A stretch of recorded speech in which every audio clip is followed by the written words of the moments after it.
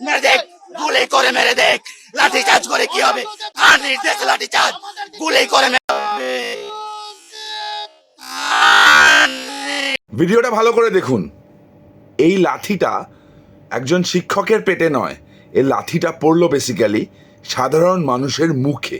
হ্যাঁ, আমি আবার বলছি, পুলিশ লাথি মারলো সাধারণ মানুষের মুখে, শিক্ষকের পেটে নয়। এই পুলিশ গতকাল আমরা দেখেছি জঙ্গিপুরে যখন তাণ্ডব চালাচ্ছিল মমতা বন্দ্যোপাধ্যায়ের দুধ দেওয়া গরুরা, তখন দোকানের ভিতর ঢুকে শাটার নামিয়ে লুকিয়েছিল। এই পুলিশ যাকে আমরা দেখেছি আরজিগড়ের ঘটনার সময় বাথরুমের ভিতর ঢুকে লুকিয়েছিল, এই পুলিশ যাকে আমরা দেখেছি যাদবপুরে টেবিলের তলায় লুকাতে, সেই পুলিশ আজকে নিরস্ত্র শিক্ষকদের লাঠি পেটা করলো, শিক্ষকদের পেটে লাথি মারলো, তাদেরকে এমনভাবে ট্রিট করলো যেন তারা শিক্ষক নয়, তারা জঙ্গি। আবার এই বীর পুলিশ পালিয়ে যায়, এই বীর পুলিশ পালিয়ে যায় যখন মমতা বন্দ্যোপাধ্যায় লুঙ্গি বাহিনী তেড়ে আসে। টিকিয়াপাড়া মনে আছে তো আপনাদের? সে উড়ন্ত লুঙ্গির দুরন্ত লাথি, পুলিশের মেরুদণ্ডে লাথি পড়লো।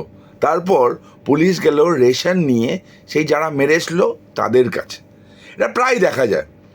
বিশেষ সম্প্রদায়, কোট আনকোট বিশেষ সম্প্রদায় যদি হয় তাহলে পুলিশ কিচ্ছু করে না। চাকরিরত শিক্ষক হোক, চাকরি প্রার্থী হোক, চাকরি হারা শিক্ষক হোক, তাদের উপর বারবার অত্যাচার করেছে পুলিশ, বারবার। কলকাতার রাজপথে আমরা দেখেছি, সল্টলেকে আমরা দেখেছি, আজকে আমরা কসবায় দেখলাম। আপনি সাধারণ মানুষ, আপনার ঠিক করা উচিত, আপনার ভাবা উচিত কোন সরকারকে ক্ষমতায় রেখেছেন। মমতা বন্দ্যোপাধ্যায়ের নির্দেশ না থাকলে, পুলিশ মন্ত্রীর নির্দেশ না থাকলে পুলিশের বাবার ক্ষমতা হতো শিক্ষকদের ওপর লাঠি চার্জ করার।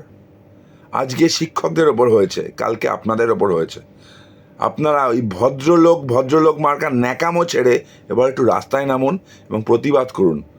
রাজনৈতিক দল হিসাবে না, সাধারণ মানুষ হিসাবে বলছি, আপনাদের প্রতিবাদ করাটা কর্তব্য।